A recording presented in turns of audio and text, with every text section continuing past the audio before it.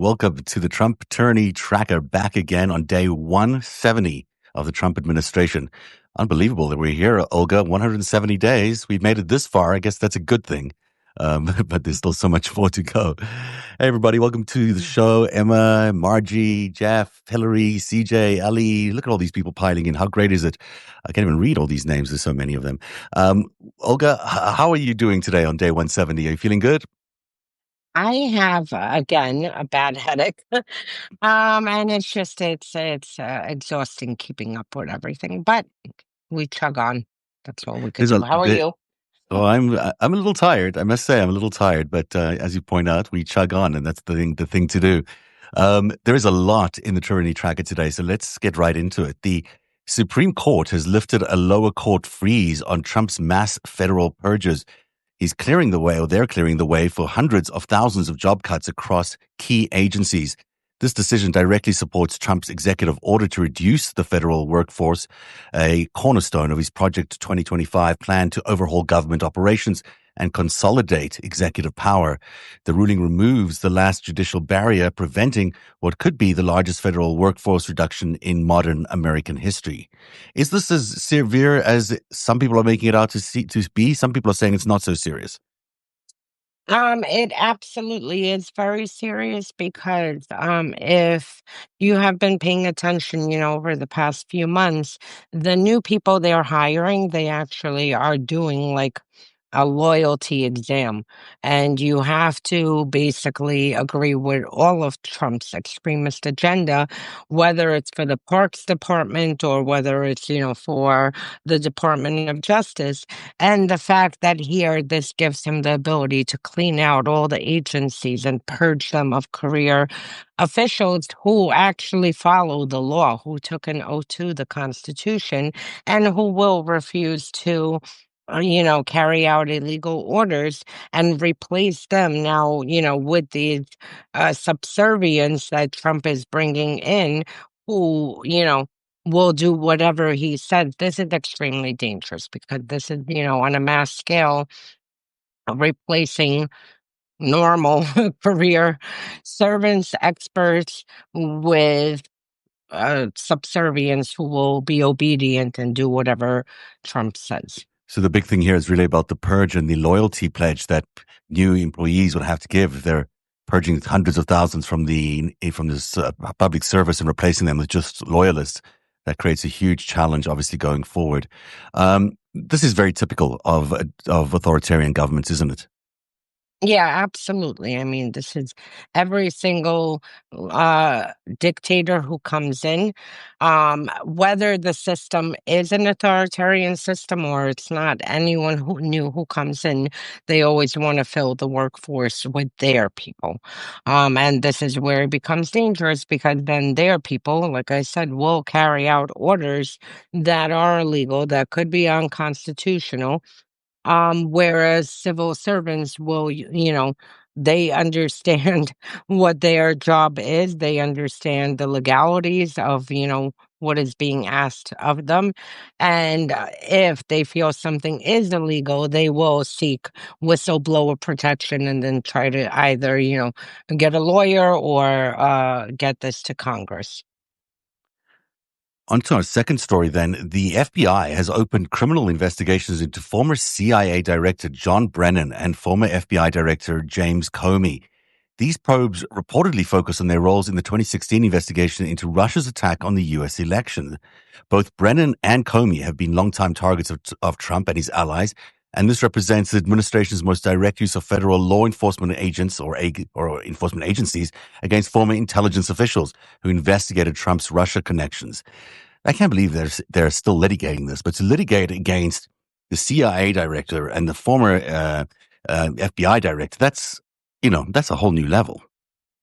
Yeah, and this is what Trump tried to do the first term around. But the first term, again, you had people who actually were career officials who would not break the law and who would not open, these sham investigations.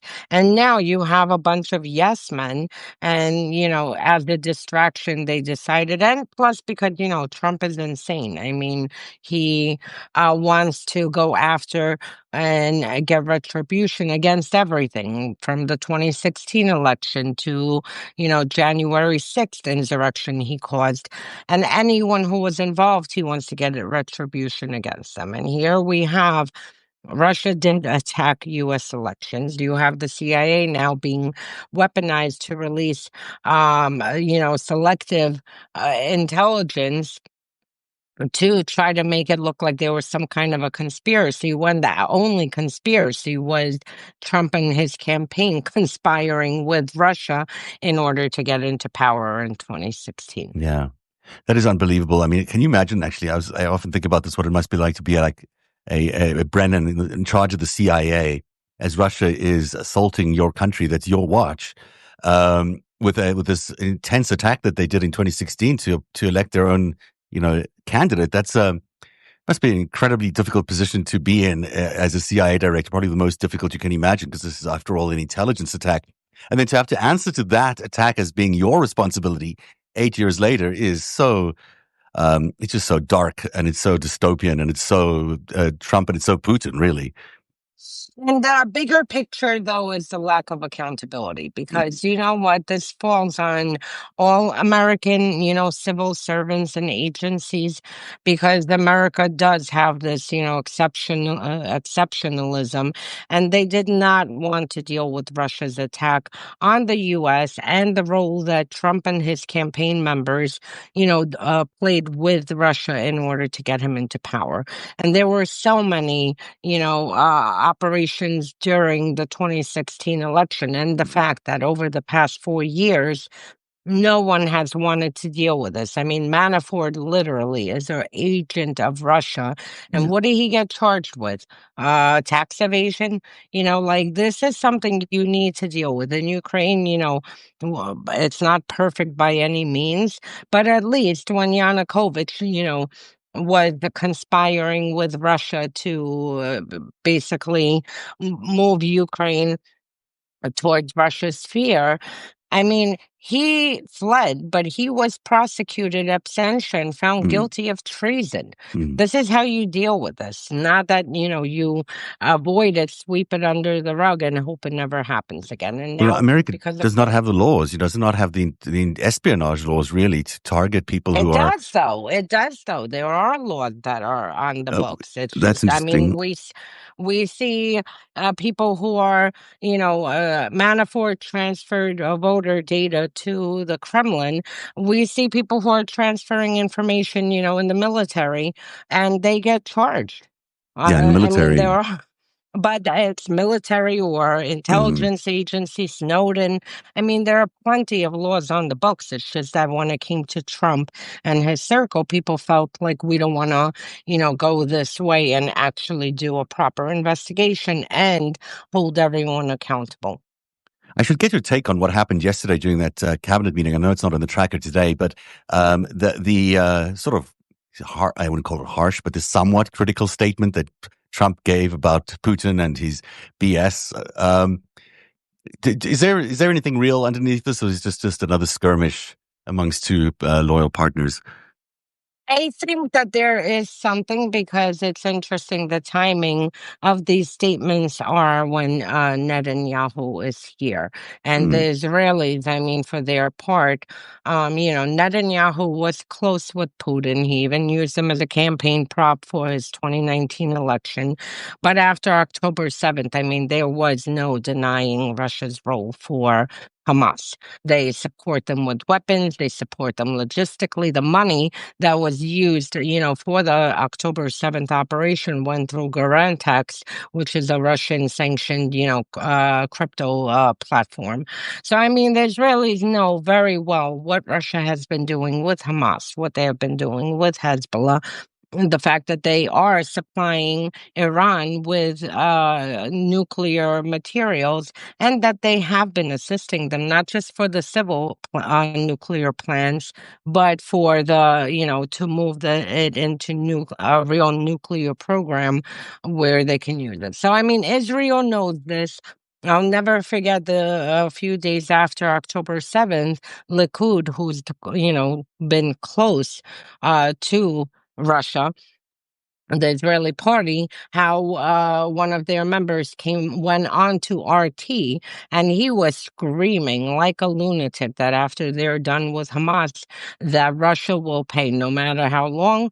And he was screaming, Russia will pay. We know what you did. We know your role in October Mhm. 7th. And once we're done here, we will never forget, however long it takes. And now you see Trump kind of stuck between two intelligence agencies in two countries when it came to Iran, where Russia's trying to pull him to their sphere, and Israel pulling him back to their sphere. Although And Bibi as a and result, Putin have been very hmm? close over the years. Bibi and Putin have been very close. Yeah, that changed quite October a few 7th. years Oh, yeah, ago. I thought they That were still having changed. quite good relations. But it's No, no, interesting. no, Well, no. yeah. Are you Okay. kidding? After October 7th, it wasn't even 72 hours that Russia invited the Hamas leaders Yes. responsible for October 7th. And if you saw the reaction in Israel, I mean, they were absolutely outraged because Russia was flaunting their hand not only in October 7th, because I can tell you honestly, I mean, I never fully looked into it, but the Hamas, terrorists, they didn't learn to paraglide in Gaza. We Mm. would have seen if they were taking paragliding lessons Yeah, in of course. Gaza to breach borders. This was learned offshore, and I guarantee you, Russia somewhere along the line had help in providing the logistical help and the training because Russia is the only one. Iran doesn't know how to breach borders. Mm. Russia is the one who has breached several borders in the past few decades. And then when they invited Hamas leaders responsible for October 7th, as I mean, within 72 hours, and made a big splash of it on Russian state media, Mm. the Israeli officials got a very clear point, and I don't think Bibi can ever be seen with Putin again after this, because I mean, then that means he supports, what happened on Yeah. October 7th, and the hostage is still held. And the Russian hostages were first released amongst all the hostages, probably because of that relationship between the two deals, Of between the course. two countries. Let's move into number 3 on our Trump tyranny tracker today. This involves Democratic Senators Alex Padilla and Cory Booker introducing the Visible Act. We've been talking a lot about this to ban ICE and DHS agents from wearing masks or concealing badge numbers during immigration enforcement. This legislation responds to reports of masked officers in unmarked vehicles detaining people without warrants, tactics that many are comparing to kidnappings because they look a lot like them. The bill aims to ensure accountability and identification during what appears to be an increasingly aggressive immigration operation. This isn't a no-brainer, but it's interesting to see it will go through. I'm not so sure it will go through, but everybody on this, and I'm going to be championing for this bill. Everyone needs to support this bill and call their Congress people to say that having mass thugs running around the streets, disappearing people, kidnapping people with no identification is unacceptable because we already went through this. I mean, literally, I went on online and Googled federal police, what is it called? Badge available on sale, 50% off for as a movie prop. So you can buy these badges, you can buy, patches. So not only is it undemocratic to have masked federal officials run around and do this, you also have criminals now who are impersonating ICE agents to break into people's houses, to kidnap people. And there has been a case of sexual assault. So, I mean, we just cannot have masked people running around and disappearing, people not presenting their identification. And I've said it over and over, even the FBI, they are plainclothes. Before they say one word to you, they walk up to you and they take out their badge, present their badge, and then they'll Mm. start Yeah. speaking with you. So this is like a very common procedure, even with plainclothes officers. They must identify who they are. If you look at their badge and say, you know what, I want to call the office and make sure this is the correct, Mm. not a fake, they will give you the opportunity to pick up the phone call Of course, and they and should make do that. sure. So this is how a democracy works, not what we're seeing of people getting literally kidnapped, you know, across America, disappeared. No one knows how to find them, Yeah. where they're being taken And we need by to know the who knows officers are what. because they're the people who are taking these people away. Like we need to be able to identify who they are because how else are you going to find out what happened to these people? There's like sort of a what do you call it? A chain of I can't think of what the actual term is, but if they're handling the prisoners, then we need to know who they are because they're handling the prisoners. They're 100%. carrying imported cargo with them. They can't be they can't just be unidentified anonymous people that are coming off the streets and just lifting people off the streets and who knows what happens. That's ridiculous. Absolutely. And like I said, criminals are impersonating these ICE agents and federal Chain agents. of custody. What Thank you. happened?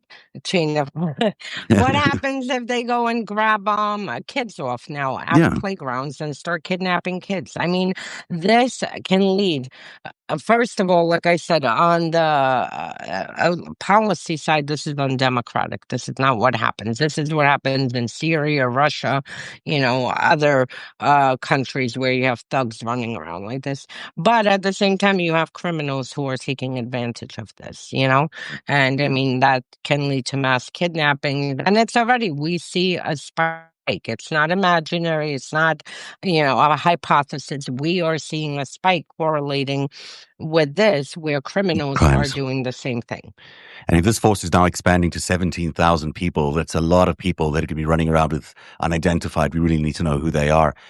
This next story is fascinating to me because it just shows you the incredible chaos the United States government is causing with its foreign relations. So it's a little confusing. There's a prisoner swap that was negotiated between the United States and I guess El Salvador for 11 Americans and dozens of Venezuelan political detainees, and that fell apart. So Marco Rubio negotiated a plan and then was undercut by the Trump envoy, Richard Grenell, who pursued a separate deal involving Chevron oil concessions. The confusion over who actually represented Trump is what caused the Venezuelan side to walk away, leaving American prisoners in detention. So you have to explain this to me slowly, like I'm a 5-year-old. I'm not sure I understand whose side, what happened here. So we have Americans held hostage in Venezuela. At the same time, we've been disappearing Venezuelans from here to El El Salvador. Salvador. Okay, got it. So Rubio, the state, I don't even know under what role, I guess State Department, because National Security Advisor, whatever it is today. he wears so many 15 hats roles. these days. I mean, Mhm. exactly. So he approached the Venezuelans and was negotiating to take the he approached the Venezuelan government and was negotiating to trade the 11 Americans held hostage in Venezuela for the 250 that Venezuelans sitting in El Salvador. The deal was coming close. At the same time, you had Richard Grenell, who's a idiot, and just frankly, I remember, his fuck ups the first time around, and Yeah. here we are again. Um, he was pursuing with the Venezuelan. Excuse me. Bless Sorry. you. Bless you, Sorry. bless you. He was pursuing with the same Venezuelan people a deal with different terms. And as a result, because we have an incompetent State Department, incompetent Trump regime, incompetent everything, the deal fell through because the Venezuelan government didn't understand who exactly is representing the Trump regime. Do they have to deal with Rubio? Do they have to deal with Grenell? So as a result, we have 11 hostages still sitting in Venezuela, something that was close to them coming home. And it fell through because of this, I don't even know, two-path of negotiations. It's amazing Just that the shows you the Venezuelan, incompetence. yeah, it's amazing the Venezuelan government has it together more than the American government. They're actually able to negotiate the release, but we can't. This is ridiculous. Grinnell's an idiot, as you point out. Everyone knows that. He's I can't believe he got another appointment. And and what a mess! What a mess! This we can't even get a deal done with Venezuela for where they get more prisoners than we get, and we still can't negotiate with them. That's ridiculous, and they're supposedly close to Trump. And the interesting thing is, this is, I don't believe this story on the surface, that Hegseth is the one who stopped the weapons to Ukraine. But I do believe that, Hegseth would not take that decision upon himself without getting a green light from Trump. And that, like Yeah, in Russia, they always have a fall person with unpopular policies that they're trying to implement. But if you take the story that is out, this is two foreign policy screw ups, this week, because at the same time, you have a rogue Pentagon, the defense secretary with that, whatever, Colby, whatever his position is, yeah, running around and making, critical decisions if you would take the story at face value, yeah. without even looping in the State Department, the White House, or If Congress. it's true at face value, he should be fired. If it's not true at face value, he should still be fired because both of them, they're just terrible. He's a terrible defense secretary. But this is really unbelievable if it's true. I mean, the fact that he would go to make an important decision like this without there being clear directive from the White House, without there being, this is a significant decision to stop arming Ukrainians with defensive weapons. It's not something you do. But Yeah. there is talk about if this anger or so-called let's call it a feud between Putin and Trump is turning out to be real. There is talk about that very popular sanctions bill that's inside the Senate right now. Even Senator Graham is suggesting that could get passage now. I don't have any optimism around that, but if if they're talking about it, that's a big deal.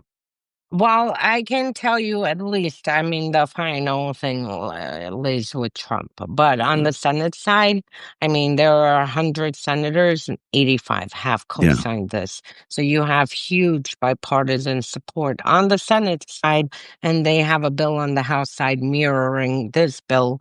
And there's huge support to yeah, pass it in the House. So it'll pass both chambers, and then it's ultimately up to Trump.